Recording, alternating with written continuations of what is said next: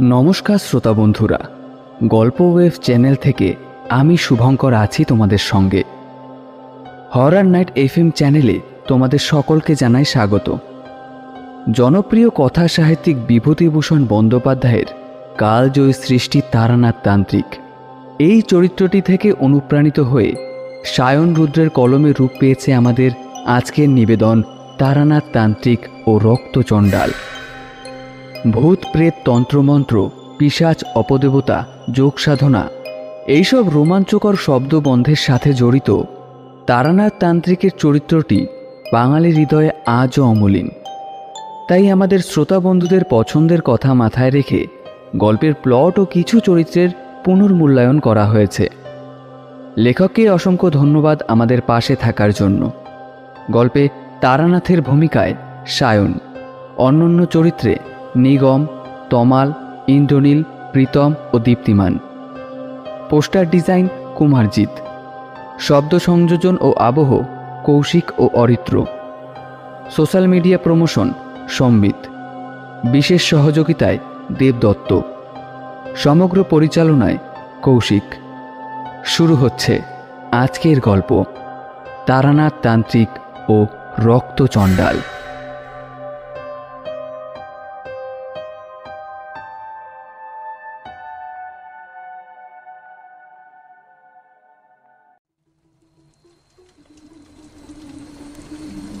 বাইরে তখন টিপ টিপ করে বৃষ্টি পড়ছে। ছুটির দিন। বাড়িতে বসে একটা ইংরেজি নোভেল পড়ছিলাম। এমন সময় কিশোরী বাড়িতে এসে হাজির। কি রে, বাড়িতে বসে একা একা কি করছিস বলতো? চল একটু তারানাথের বাড়ি থেকে ঘুরে আসি, অনেক দিন যাওয়া হয়নি। সত্যি তো, তারানাথের বাড়ি অনেক দিন যাওয়া হয়নি। এই বর্ষার দিনে তারানাথের কাছ থেকে একটা গল্প শুনতে পারলে মন্দ হতো না। অতএব রাজি হয়ে গেলাম কিশোরীর কথায়। গরম গরম তেলে ভাজা নিয়ে আমরা হাজির হলাম তারানাথের বাড়িতে। আমাদের দেখে তো তারানাথ মহা খুশি, আমাদের বসতে বলল। তারপর নিজেই ভেতরের ঘর থেকে বাটিতে করে মুড়ি আর আমাদের কিনে আনা তেলে ভাজা সাজিয়ে নিয়ে এলো। মাঝে মধ্যে তো আসতেও পারো তোমরা। বাড়িটা বড় ফাঁকা ফাঁকা লাগে জানো। চারিটা শ্বশুর ঘর থেকে হয়তো 9 মাসে 10 মাসে একদিনের জন্য বুড়ো বাপটাকে দেখতে আসে। তা তোমরা এলে গল্প করতে করতে সময়টা বেশ কেটে যায়। তা চারি এখন কেমন আছে? অনেক দিন দেখিনি ওকে। তারানাথকে এই কথাটা বলতেই সে খুব খুশি হয়েই চারির কুশল সংবাদ জানালো। ভালোই আছে, শ্বশুর ঘরে দিব্যি সংসার করছে। তা তারানাথ, আজ কিন্তু একটা গল্প না শুনে আমরা উঠছি না। এই বাদলার দিনে বেশ একটা জবরদস্ত গল্প হবে, একদম জমে যাবে মুড়ি তেলে ভাজার সাথে। তা কিরকম গল্প শুনতে চাও তোমরা? যে কোনো রকম গল্প বললেই হলো। তারানাথকে বললাম কথাটা। আপনার জীবনের ঘটনাগুলো এতই রহস্যময় যে যে কোনো রকম গল্পই আপনার মুখে শুনতে বেশ লাগে। তোমরা যখন বলছো তখন তোমাদের আমার জীবনের একটা ঘটনার কথা বলি শোনো। আমার এই সারা জীবন যে নানা উত্থান পতনের মধ্যে দিয়ে গেছে সে কথা তো তোমাদের আগেই বলেছি। অর্থ উপার্জন করেছি প্রচুর, কিন্তু তা ধরে রাখতে পারিনি। তবে মধু সুন্দরী দেবীর আশীর্বাদে অন্য কষ্ট বলতে যা বোঝায় সেটা কোনোদিনও হয়নি। নানা ভয়ানক অভিজ্ঞতার সম্মুখীনও হয়েছি আমি আমার এই জীবনে। কখনো বা এমন বিপদ উপস্থিত হয়েছিল আমার জীবনে যে মৃত্যুর সংশয়ও দেখা গিয়েছিল। নানা রকম ভূতপ্রেত, অশরীরী আত্মা, দুষ্টতন্ত্র সাধকের মোকাবিলা করতে হয়েছে আমাকে। তাদেরই মধ্যে একজন ছিলেন কৈলেশ্বর তান্ত্রিক। কৈলেশ্বর তান্ত্রিকের নামটা তারানাথের মুখে প্রথমবার শুনলাম। এর আগে নানা ভয়ানক তান্ত্রিকের কথা তারানাথ বললেও কৈলেশ্বর তান্ত্রিকের নাম কখনো বলেনি। কে কৈলেশ্বর তান্ত্রিক?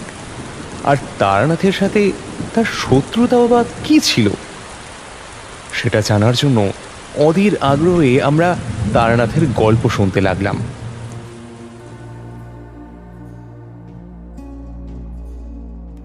একদিন বাড়িতে বসে একজনের ঠিকুজি কুষ্টি তৈরি করছি, এমন সময় আমার ঘরে এসে উপস্থিত হলেন একজন মধ্যবয়স্ক ভদ্রলোক। নমস্কার ঠাকুর মশাই। ঘরে ঢুকে আমাকে হাত জড়ো করে প্রণাম করলেন সেই ভদ্রলোক। ভদ্রলোকের গলার আওয়াজ শুনে আমি তাকালাম সেই ভদ্রলোকের দিকে। নিচু হয়ে কাজ করছিলাম বলে ঘরে ভদ্রলোকের উপস্থিতি আমি ঠিক খেয়াল করিনি। ভদ্রলোককে প্রথম দর্শনে বেশ সম্ভ্রান্ত ঘরেরই বলে মনে হলো। বেশভূষাতেও আভিজাত্যের ছাপ রয়েছে, গরদের ধুতি আর পাঞ্জাবি। বসুন, বললাম ভদ্রলোককে। এই কলিকাতাতে আপনার নাম অনেক মানুষের কাছেই শুনেছি।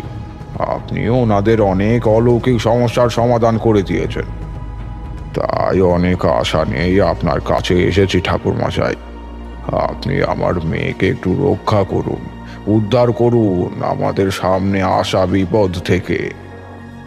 ভদ্রলোকের করুণ মিনতি দেখে আমার ভদ্রলোকের উপর একটু মায়াই হলো। ভদ্রলোক যে বিপদে পড়েছেন সেটা তার কথা শুনেই বোঝা যাচ্ছে, কিন্তু অবাক হলাম এটা দেখে যে ভদ্রলোক যে বিপদে পড়েছেন সে সম্বন্ধে কোনো আভাসই আমি এখনো পর্যন্ত পাইনি। তোমরা তো জানোই, কারো যদি কোনো বিপদ উপস্থিত হয় তো আমি সেই মানুষকে দেখলে আগে থেকেই বুঝতে পারি। এটা মধুসুন্দরী দেবীরই এক আশীর্বাদ বলা চলে, কিন্তু এই মানুষটির ক্ষেত্রে তার ব্যতিক্রম কেন হবে? তবে কি যে অলৌকিক শক্তির দ্বারা তার বিপদ আসন্ন তা কি অধিক শক্তিশালী, যার কোনো নাগাল আমার পক্ষে পাওয়া সম্ভব হচ্ছে না?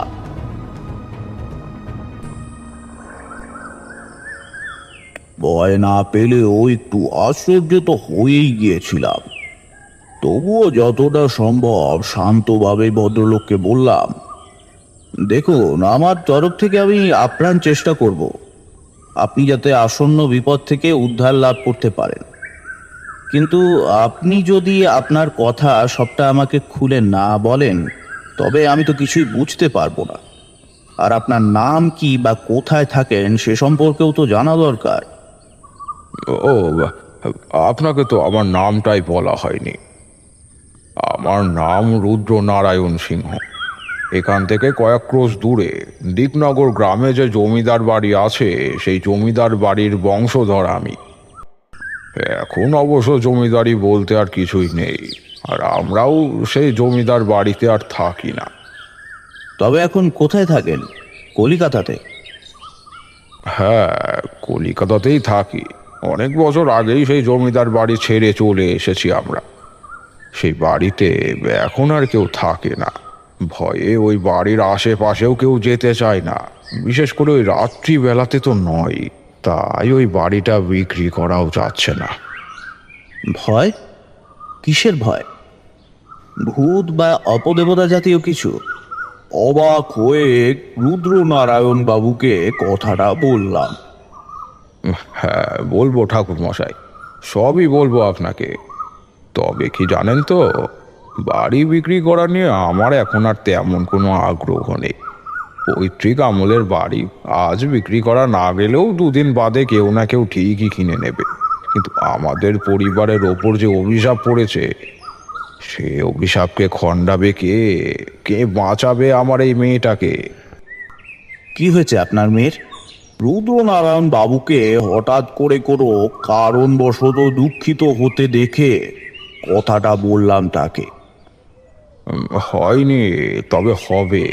আর মাত্র 5টা দিন সময়, তারপরেই সেই কৈলেশ্বর তান্ত্রিকের অভিশাপ লাগতে চলেছে আমার এই মেয়ের ওপর।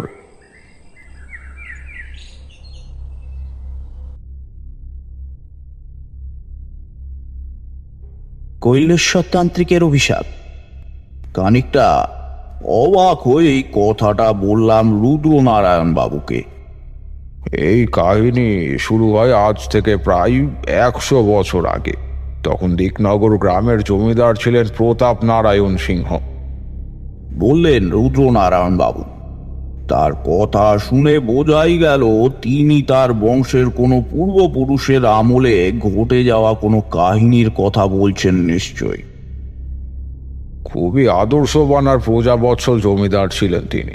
গ্রামেতে তার প্রতিপত্তিও কিছু কম ছিল না, অনেক জমি জমা ও সম্পত্তি ছিল তার। কিন্তু হঠাৎ একসময় পাশের গ্রামের জমি জমা নিয়ে সেই গ্রামের জমিদারের সাথে তার বিবাদ বাঁধল। সেই বিবাদ আদালত পর্যন্ত গড়ালো। মামলা মকদ্দমা চলতে লাগলো একদমে। প্রতাপ নারায়ণ বাবু বুঝতে পারলেন এই মামলায় তার হেরে যাওয়ার সম্ভাবনাই বেশি। আর তা যদি হয় তবে তার বেশিরভাগ জমির অংশই চলে যাবে পাশের গ্রামের জমিদারের হাতে। আর তখন হয়তো বউ মেয়েকে নিয়ে না খেয়েই থাকতে হতে পারে তাকে। বাধ্য হয়ে তাকে শরণাপন্ন হতে হলো ওই কৈলেশ্বর তান্ত্রিকের। কৈলেশ্বর তান্ত্রিকের সম্পর্কে এ প্রসঙ্গে একটু বলে রাখি, তিনি গ্রামেরই শ্মশানে কুটির করে থাকতেন। কোথা থেকে তিনি এসেছিলেন বা তার বংশ পরিচয় সম্পর্কে কেউ কিছুই বলতে পারতো না। একদিন হঠাৎ করে গ্রামে এসে গ্রামের শ্মশানে থাকতে শুরু করেছিলেন তিনি। তবে তিনি যে বড় তন্ত্র সাধক ছিলেন সেটা প্রায় সকলেই জানত। গ্রামের লোকেরা তার কাছে আসতো তাদের ভূত ভবিষ্যৎ সম্পর্কে জানতে। আর তিনি যা বলতেন সব অক্ষরে অক্ষরে মিলে যেত। তাই সকলেই তাকে ভক্তি শ্রদ্ধা করতো আর কি। জমিদার বাবু অনেক সুসংবাদ আগে থেকেই জানতে পারতেন তার কাছ থেকে। তাই জমিদার বাবুর ছত্র ছায়াতে আর গ্রামের লোকেদের দিয়ে যাওয়া ফলমূলে তার দিব্যি চলে যেত। তবে তিনি যেমন লোকের ভালো করতেন আবার ঠিক তেমনই ক্ষতিও করতে পারতেন। তাকে দেখতেও ছিল অদ্ভুত রকমের। লম্বা রোগা চেহারা দেখে বয়সের আন্দাজ করা বেশ শক্ত ছিল। 50 বছরও হতে পারে বা তার বেশিও হতে পারে। মাথায় তার ছিল মস্ত এক চটা, মুখমণ্ডল কালো গোঁফ দাঁড়িতে পরিপূর্ণ। তবে তার চেহারায় যে অদ্ভুত ব্যাপারটা ছিল সেটা হলো তার ডান চোখটা ছিল প্রায় সম্পূর্ণভাবে বোঝা। চোখের যে অতি সামান্যতম অংশ খোলা ছিল তাতে সেই চোখে কিছুই দেখতে পারতেন না। কিভাবে কোন দুর্ঘটনার ফলে তার এরূপ অবস্থা হয়েছিল কিনা বা ছোটবেলা থেকেই তার এরকম অবস্থা ছিল কিনা সে সম্পর্কে কেউ কিছুই জানতো না। তা বুঝলাম। তো তারপর কি হলো? রুদ্রনারায়ণ বাবুকে কথাটা বললাম আমি।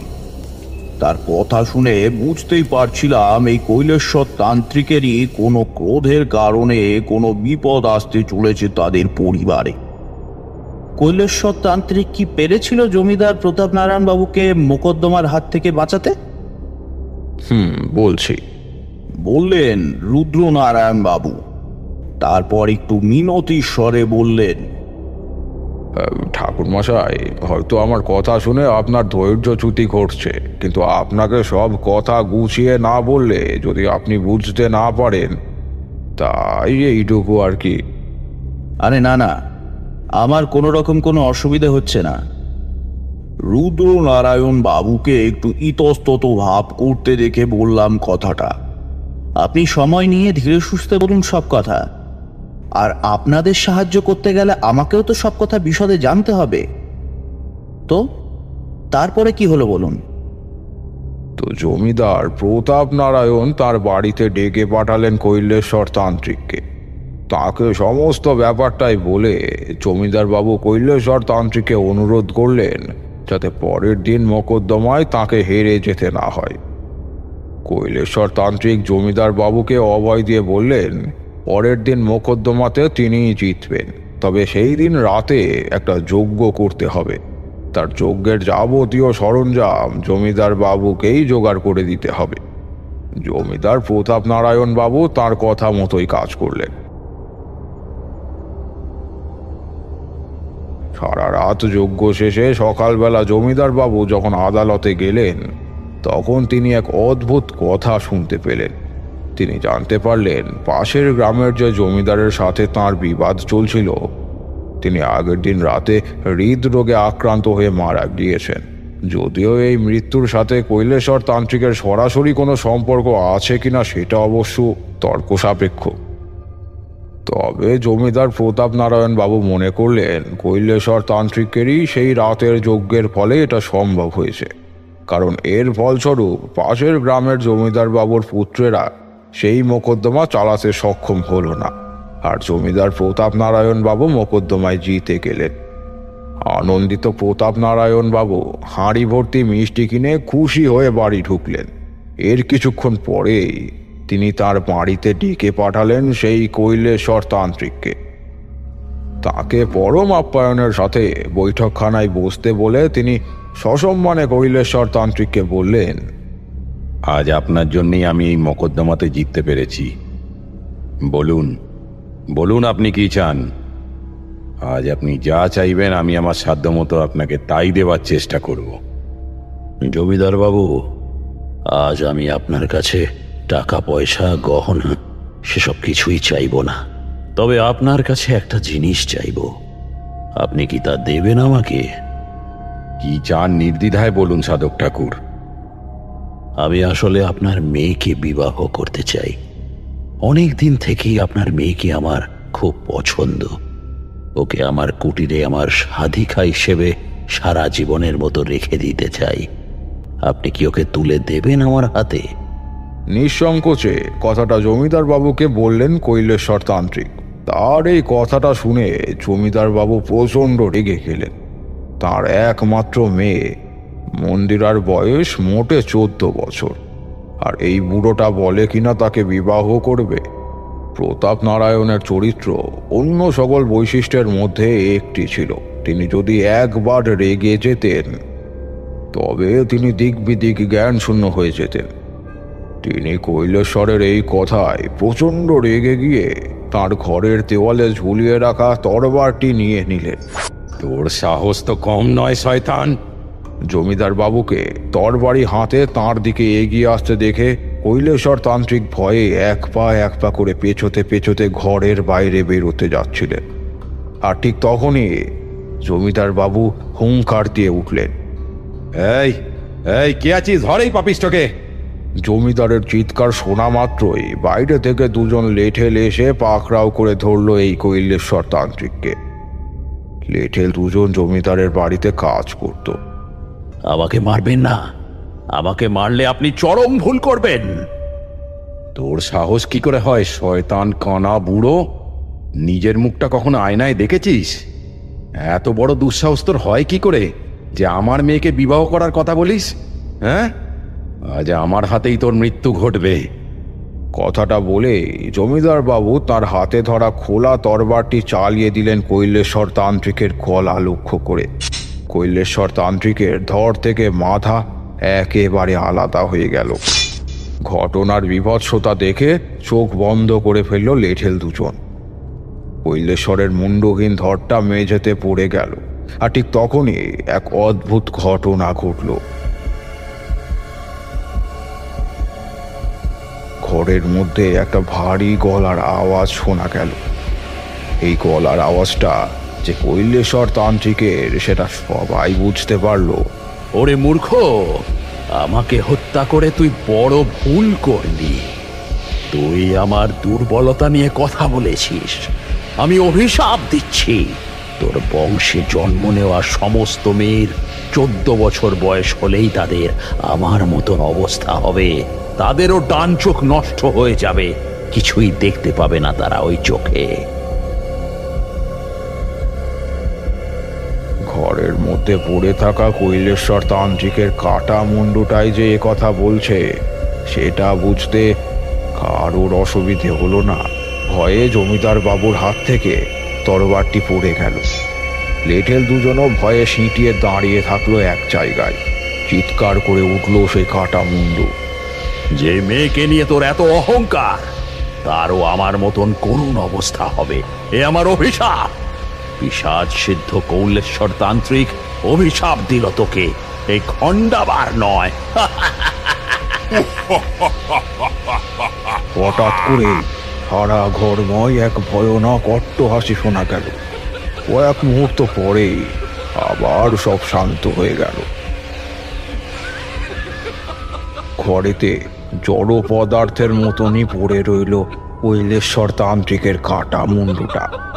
আর কিছুটা তফাতে নিস্পন্দন অবস্থায় পড়ে আছে মুন্ডহীন ধরটা। তান্ত্রিকের রক্ত ছড়িয়ে আছে ঘরের মেঝেতে। একটু আগেই যা ঘটল এই ঘরে সব কি সত্যি ছিল? তান্ত্রিকের কাটা মুন্ডুটা সত্যি কি কথা বলছে? না, ঘরে উপস্থিত থাকা তিনজনই একসাথে ভুল হতে পারে না। এখন যে কি করণীয় সেটাই ভেবে উঠতে পারছে না জমিদার প্রতাপ নারায়ণ বাবু। তান্ত্রিককে হত্যা করে তিনি কি ভুল করলেন? সত্যি কি তান্ত্রিকের অভিশাপ নেমে আসবে তার পরিবারে? তবে যাই হোক, কিছু তো একটা করতেই হবে। একজন লেঠেলকে দিয়ে তিনি খবর পাঠালেন জমিদার বাড়ির কুল পুরোহিতকে। তাকে যত শীঘ্রই সম্ভব আসতে বললেন জমিদার বাড়িতে। তাঁরই বিধান মতো কাজ করা হবে সব।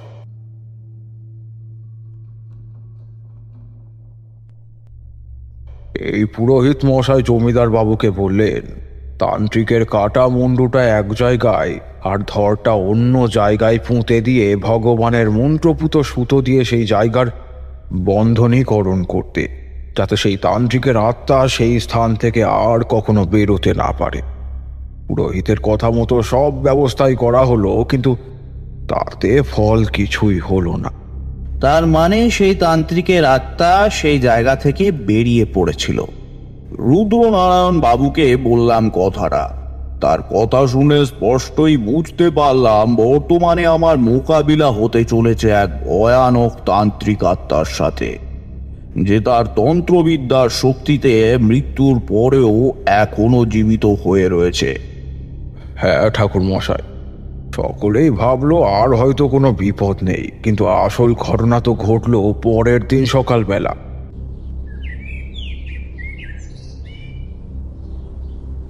জমিদার বাবুর মেয়ে মন্দিরা তার ডান চোখটা একদমই খুলতে পারছে না। ভোরবেলা উঠে দেখলো সেটা। যেটুকু সামান্য পরিমাণ খুলতে পারছিল তাতে তার চোখ একদম কৈলেশ্বর তান্ত্রিকের মতন হয়ে গিয়েছিল। আর সে তার ওই ডান চোখে কিছুই দেখতে পাচ্ছিল না। প্রচণ্ড কান্নায় ভেঙে পড়ল সেই ছোট্ট মেয়েটি। কবিরাজ বৈদ্য দেখিয়েও কিচ্ছু হলো না। তারা বুঝতেই পারলো না কিভাবে তার চোখের এরকম ভয়ানক অবস্থা হলো। জমিদার বাবু কিন্তু বুঝতে পারলেন তার মেয়ের এই করুণ অবস্থা কি কারণে হলো। এটা যে তাঁরই গতকাল রাগের মাথায় করে ফেলা অন্যায়ের পরিণতি, সেটা তাঁর বুঝতে একদম অসুবিধে হলো না। ঠাকুর দেবতার স্থানে পুজো দিয়েও কিচ্ছু হলো না। সারা জীবন এই এক চোখ বোঝা অবস্থাতেই বেঁচে থাকতে হলো জমিদার বাবুর মেয়ে মন্দিরাকে। তবে এইখানে সব শেষ হলো না। সেই জমিদার বাড়িতে মাঝে মাঝেই শোনা যেত এক ভয়ানক অট্টহাসির শব্দ। কখনো বা দেখা যেত এক মুন্ডহীন শরীর ঘুরে বেড়াচ্ছে বাড়ির আশেপাশে। বেগতিক বুঝে জমিদার বাড়ির সকলেই চলে এলেন কলিকাতাতে। জানেন ঠাকুর মশাই, এখনো নাকি ওই বাড়ির আশেপাশে অনেকে দেখতে পেয়েছে এক মুন্ডহীন দেহ ঘুরে বেড়াচ্ছে বাড়ির চারিদিকে। কখনো কখনো তো একটা কাটা মুন্ডুকে শূন্যে ভেসে থাকতে দেখা গিয়েছে। তাই ভয়ে এখন সেই বাড়ির কাছে কেউ আর যায় না। তবে সব থেকে বড় কথা কি জানেন, ওই বাড়ি থেকে চলে এসেও কৈলেশ্বর তান্ত্রিকের সেই অভিশাপ থেকে আমরা মুক্ত হতে পারিনি। এখনো আমাদের বংশে কোনো কন্যা সন্তান জন্ম নিলে তার যেদিন ঠিক 14 বছর বয়স হবে সেদিন থেকেই তার জীবনে আসবে সেই ভয়ঙ্কর পরিণতি। তার ডান চোখ হঠাৎ করেই প্রায় পুরোপুরিভাবে বন্ধ হয়ে যায়, আর সেই চোখে কিচ্ছু দেখতে পায় না সে। কোনো কবিরাজ, চিকিৎসক, তান্ত্রিক, ওঝা এর কোনো রকম সুরাহ করতে পারেনি। এই কথাটা হয়তো আপনার অবিশ্বাস্য বলে মনে হতে পারে, কিন্তু বিশ্বাস করুন, এটা পুরোপুরিভাবে সত্য। না না, অবিশ্বাস করব কেন? আপনি কেন আমাকে শুধু শুধু মিথ্যা কথা বলতে যাবেন? তাছাড়া আমি জানি অনেক তান্ত্রিক কাবালিকদের এমন অনেক শক্তি থাকে যার কারণে ওনারা মৃত্যুর পরেও মানুষের ক্ষতি করতে পারে। আমার মেয়েটাকে আপনি রক্ষা করুন ঠাকুর মশাই। হঠাৎ করেই আমার পাটা ধরে কেঁদে উঠলেন রুদ্রনারায়ণ বাবু।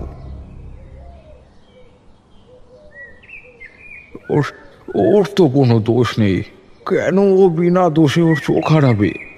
আরে আরে কি করছেন, উঠুন। রুদ্রনারায়ণ বাবুর হঠাৎ এরকম আচরণে একটু ইতস্তত ভাবে কথাটা বললাম ওনাকে। দেখুন, আমার যতটুকুনি জ্ঞান অর্জিত রয়েছে তা দিয়ে যথাসাধ্য চেষ্টা করব আপনার পরিবারকে কৈলেশ্বর তান্ত্রিকের অভিশাপ থেকে মুক্ত করতে। আপনি কোনো চিন্তা করবেন না।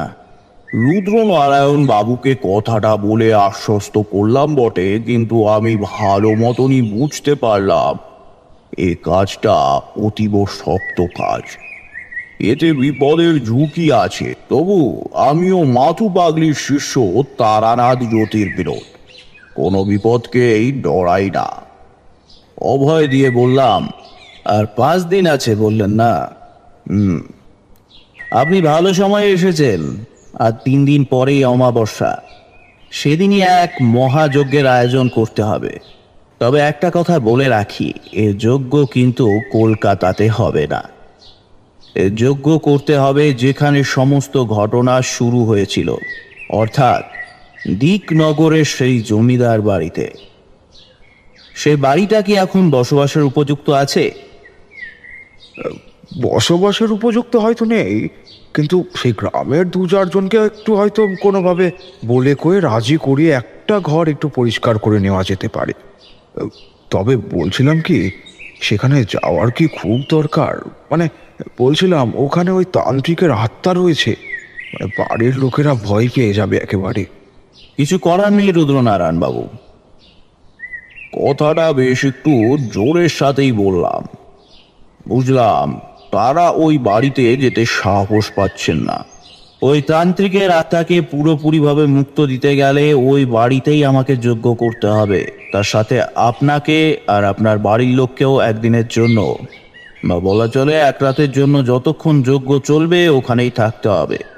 ওই তান্ত্রিকের অভিশাপ আপনাদের ওপর থেকে পুরোপুরিভাবে সরাতে গেলে যজ্ঞ ওই বাড়িতেই করতে হবে, কারণ ওখানেই তান্ত্রিকের আত্মা বন্দি অবস্থায় আছে। আমি যজ্ঞের সমস্ত উপকরণ লিখে দিচ্ছি, আপনি শীঘ্রই সমস্ত কিছুর ব্যবস্থা করুন। এই বলে আমি যজ্ঞের প্রয়োজনীয় সমস্ত উপকরণ এবং যজ্ঞ করার পূর্বে প্রয়োজনীয় যাবতীয় সমস্ত শর্তাবলী একটা কাগজে লিখে দিলাম রুদ্রনারায়ণ বাবুকে। এত দূর বলে একটু থামল তারানাথ, তারপর বলল, গলাটা বড় শুকিয়ে যাচ্ছে, তোমরা বসো, আমি একটু জল খেয়ে আসি।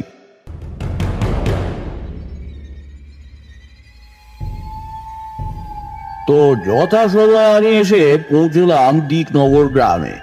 দিকনগর গ্রামের অপরূপ প্রাকৃতিক সৌন্দর্য দেখে মুগ্ধ হতেই হয়। তবে গ্রামের শোভা বর্ণনা করে তোমাদের গল্প শোনার আগ্রহে বিঘ্ন ঘটাবো না, মূল কাহিনীতে চলে আসা যাক। আমি প্রবেশ করলাম জমিদার বাড়ির ভেতরে। পথ নির্দেশ রুদ্রনারায়ণ বাবুই দিয়েছিলেন। তারা কয়েক ঘন্টা আগেই এসেছেন এই জমিদার বাড়িতে। বেশি তাড়াতাড়ি আসেননি, কখন কি অঘটন ঘটে যায় সে তো আর বলা যায় না। আজ রাতটা কোনো রকমে এই বাড়িতে কাটিয়েই তারা আবার সকালে রওনা দেবেন কলকাতাতে। এই অভিশপ্ত বাড়িতে 1 রাতের বেশি কোনো ক্রমেই থাকতে চান না তারা। জমিদার বাড়িটা বিশালই বড়, তারই একটা ঘর পরিষ্কার পরিচ্ছন্ন করে যজ্ঞের আয়োজন করা হয়েছে। রুদ্রনারায়ণ বাবু তার স্ত্রী ও মেয়ের সাথে পরিচয় করিয়ে দিলেন আমার। তার মেয়েকে দেখতে বড়ই মিষ্টি। আমার এই যজ্ঞ যদি কোনো কারণে অসফল হয়, তবে এই মেয়েটির ওপর যে কি বিপদ ঘনিয়ে আসতে চলেছে সেটা ভেবেই খারাপ লাগলো আমার। তবে আমি আমার সর্বস্ব দিয়ে অবশ্যই চেষ্টা করব আমার উদ্দেশ্য সফল করার, রুদ্রনারায়ণ বাবুর পরিবারকে অভিশাপ মুক্ত করার।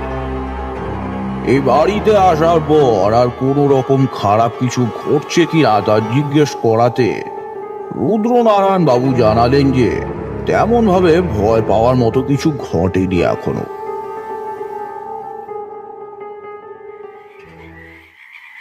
যজ্ঞের সময় মেয়েটির নামে সংকল্প কার নামে হবে সেটা জানতে চাওয়ায় রুদ্রনারায়ণ বাবু বললেন যে তার নামেই হবে। তিনি সংকল্পে বসবেন, তাই তিনি ছাড়া বাকিদের ঘরের বাইরে যাওয়ার অনুরোধ করলাম। আর রুদ্রনারায়ণ বাবুকে বললাম তার মেয়েকে নিয়ে তার স্ত্রী যেন বাড়ির অন্য কোনো ঘরে দৌড় বন্ধ করে বসে থাকেন, আর নয়তো পারলে এই বাড়ি থেকে বেরিয়ে গ্রামেরই অন্য কোনো বাড়িতে বসে থাকেন যজ্ঞের সময়টাতে। কারণ এই ঘরেতে যজ্ঞের সময়ে নানা অলৌকিক কাণ্ড ঘটে যেতে পারে, যা দেখে যে কারোরই মনে ভয়ের উদ্যোগ হওয়াটা স্বাভাবিক। আর রুদ্রনারায়ণ বাবুকে অনুরোধ করলাম যতক্ষণ যজ্ঞ চলবে কোনো অবস্থাতেই তিনি যেন যজ্ঞস্থল থেকে না উঠে পড়েন, তবে ঘোর অনর্থ ঘটে যাবে। যথা সময়ে যজ্ঞ আরম্ভ হলো। ঘরের মধ্যে আমি যজ্ঞ করছি, আর আমার পাশে বসে আছে রুদ্রনারায়ণ বাবু। প্রথম কিছু মিনিট নির্বিঘ্নেই কাটলো, তারপরে শুরু হলো কৈলেশ্বর তান্ত্রিকের অত্যাচার। প্রথমে ঘরের মধ্যে শোনা গেল একটা ভারী গলার আওয়াজ। আমাকে বিনাশ করবি তুই? আমাকে? কিছুতেই পারবি না তুই, কিছুতেই পারবি না। কৈলেশ্বর তান্ত্রিকের এই গলার আওয়াজ শুনে রুদ্রনারায়ণ বাবু যে প্রচন্ড ভয় পেয়ে গেছেন সেটা বুঝতে পারলাম। আমাকে বিনয়ীভাবে ডেকে উঠলেন। ঠাকুরমশাই, আমি যেন তার কথা শুনতেই পেলাম না এমন ভাব করে এক মনে যজ্ঞ করতে লাগলাম। এভাবে কিছুক্ষণ যজ্ঞ করতে করতে হঠাৎ করেই আমার মনে হলো ঘরে যেন একজন মানুষ এসে দাঁড়িয়েছে। যদিও ঘরের সমস্ত দরজা জানালা বন্ধই ছিল, ঘরে যে মানুষ উপস্থিত হয়েছে তার মাথা নেই। আমি এক মনে মন্ত্র উচ্চারণ করেই চলেছি, কারণ মন্ত্র উচ্চারণ বন্ধ করলেই ঘটে যাবে ভয়ানক অনর্থ, হয়তো জীবন সংশয় ঘটতে পারে। রুদ্রনারায়ণ বাবুও যথেষ্ট ভয় পেয়েছেন হয়তো, কিন্তু তিনি যেখানে বসেছিলেন স্থিরভাবে সেখানেই বসে আছেন। তার যে অসীম সাহস আর মনোবল আছে সেটা স্পষ্টই বোঝা যাচ্ছে। মূর্খ শয়তান, আমি আজ শেষ করে দেব তোকে। হঠাৎ করে ঘরের মধ্যে একটা আওয়াজ শোনা গেল। আমি চোখ বুজে থাকলেও স্পষ্ট বুঝতে পারলাম ঘরের মধ্যেই অপর এক প্রান্তে যেন একটা মানুষের মাথা হাওয়ায় ভাসছে, আর সেই মাথায় বলছে কথা। ধীরে ধীরে সেই মাথা সেই মুন্ডহীন ধরের একদম কাছে চলে এলো, আর সেই ধরের সাথে জুড়েও গেল একটা তান্ত্রিকের স্পষ্ট অবয়ব মূর্তি যে ঘরের ভেতরে দাঁড়িয়ে আছে সেটা বেশ স্পষ্টই বোঝা গেল। আমি কিছুটা দেখলেও আমার মনের মধ্যেকার যে শক্তি আছে তাতে আমি স্পষ্টই বুঝতে পারলাম যে সেই তান্ত্রিক তার দুই হাত বাড়িয়ে ধীরে ধীরে এগিয়ে আসছে আমার দিকে। এখন এই অবস্থাতে যজ্ঞে কোনো রকম বিঘ্ন ঘটলেই সেই ভয়ানক তান্ত্রিক গলা টিপে হত্যা করবে আমাকে। রুদ্রনারায়ণ বাবুও প্রচন্ড ভয় পেয়ে গেছেন, কিন্তু তিনি তার জায়গা থেকে একটুও নড়লেন না। হয়তো মেয়ের প্রতি ভালোবাসা আর আমার ওপর অগাধ আস্থায় তাকে তার স্নায়ুর ওপর থেকে প্রায় অসম্ভব কাজটা করতে সাহায্য করছে। আমি আরো জোরে জোরে মন্ত্র উচ্চারণ করতে লাগলাম, যাতে আমার মন্ত্রপাতের আওয়াজে সেই তান্ত্রিক ভয়ে পিছিয়ে যায়। কিন্তু তার মধ্যে পেছনোর বা থেমে থাকার কোনো লক্ষণই নেই, বরং সে আমাদের দিকে আরো এগোতে লাগলো। এগোতে এগোতে সেই তান্ত্রিক যখন প্রায় আমাদের একদম কাছে এসে পড়েছে তখন এক অবিশ্বাস্য কাণ্ড ঘটল। যজ্ঞের আগুন থেকে একটা ছোট গোলাকার অগ্নিশিখা বেরিয়ে যেন হাওয়ার বেগে গিয়ে লাগলো কৈলেশ্বর তান্ত্রিকের শরীরে, আর তার শরীরে যাওয়া মাত্রই সেই অগ্নিশিখা বিরাট রূপ ধারণ করে জ্বালিয়ে দিল কৈলেশ্বরের গোটা শরীরটাকে। আগুনে দগ্ধ হয়ে চিৎকার করে উঠল কৈলেশ্বর। সেই ভয়ানক চিৎকারে গোটা জমিদার বাড়ি যেন কেঁপে উঠল। ধীরে ধীরে সেই তান্ত্রিকের গোটা শরীরটা ভস্ম হয়ে যেতে লাগলো। কিছুক্ষণ পর আর কিছু সেখানে দেখা গেল না। কিছুক্ষণ আগে এই ঘরের মধ্যেই যেন কেউ আগুনে পুড়ে ভস্ম করে গেল তাকে। সেটার কোনো অস্তিত্বই নেই এ ঘরে, যেন শুধুমাত্র যজ্ঞ ছাড়া আর কিছুই হয়নি এ ঘরে। বিপদ সম্পূর্ণভাবে কেটে গেছে বুঝতে পেরে আমি চোখ খুললাম। একটু সামান্য হেসে রুদ্রনারায়ণ বাবুকে বললাম, আপনি এখন নিশ্চিন্ত রুদ্রনারায়ণ বাবু। এই ভয়ানক তান্ত্রিককে আমি এমন জায়গায় পাঠিয়ে দিয়েছি যেখান থেকে ফিরে আসার আর কোনো উপায় আর ওর নেই। আর ওর অভিশাপ থেকেও এখন আপনারা সম্পূর্ণভাবে মুক্ত। আপনাকে অসংখ্য ধন্যবাদ। আজ আপনার জন্যই এই অসম্ভব কাজ সম্ভব হয়েছে। দয়া করে এমন কথা বলে আমাকে আপনি লজ্জিত করবেন না। রুদ্রনারায়ণ বাবুকে বললাম কথাটা। আমি যা করতে পেরেছি সবই ভগবানের আশীর্বাদ আর আমার মনের সামান্য প্রচেষ্টা মাত্র। রুদ্রনারায়ণ বাবুর এই উপকারের প্রতিদান হিসেবে তিনি আমাকে যথেষ্ট পরিমাণে উদারতার সাথে দক্ষিণা দিয়েছিলেন। সেসব কথা তোমাদেরকে বললাম না। আপাতত আমার গল্পটা এইখানেই শেষ হলো। জানি এই গল্পটা হয়তো তোমাদের বিশ্বাস হলো না, তবে কি জানো তো, বিশ্বাস অবিশ্বাসের আড়ালে অনেক ঘটনাই এই পৃথিবীতে ঘটে যায় প্রতিদিন। সেসব রহস্য কখনো আমাদের দৃষ্টিগোচর হয়, আবার কখনো বা হারিয়ে যায় কালের গভীরে। ওই দুষ্ট কৈলেশ্বর তান্ত্রিকের আত্মাকে আমি পাঠিয়ে দিয়েছিলাম ইহ জগতের বাইরে এমন এক জায়গায় যেখান থেকে তার আর ফিরে আসা সম্ভব নয়, আর তার অভিশাপও ফলপ্রসূ হবে না আর কখনো। আমরা দুজনেই চুপ। তার এই গল্প সত্যি হোক বা মিথ্যে, তারানাথের বাঁচন ভঙ্গির গুণে সেই গল্প যে শুধু আমার নয়, কিশোরীরও খুব ভালো লেগেছে তা বোঝা গেল তার পরের বলা কথাতে। হ্যাঁ, মাসখানেক পরে একদিন উনি এসেছিলেন আমার বাড়িতে ওনার মেয়ের বিবাহের নিমন্ত্রণ করতে। উনি বললেন ভালো পাত্র পেয়ে যাওয়াতে খুবই তাড়াতাড়ি মেয়ের বিবাহ দিয়ে দিচ্ছেন, সঙ্গে ওনার মেয়েকেও সঙ্গে এনেছিলেন। খুব ভালো লাগলো এটা দেখে যে তার মেয়ের মুখমণ্ডলের সমস্ত অঙ্গই একেবারে স্বাভাবিক আর 5 জন সাধারণ মানুষের মতনই।